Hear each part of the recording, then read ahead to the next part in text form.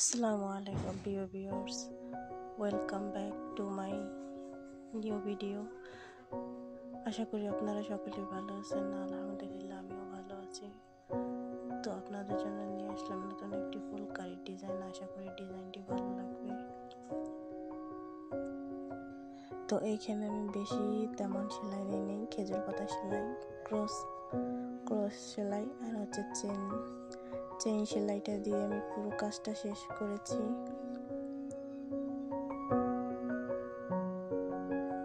তো ভিডিওটি দেখতে থাকুন। পুরো ভিডিওটা না টেনে দেখলে বুঝতে পারবেন সেলাইগুলো আসলে অনেক সহজ।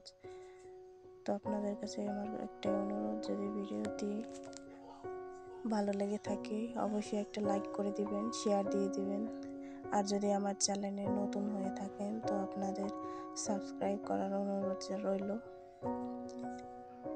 তো দেখতে থাকুন।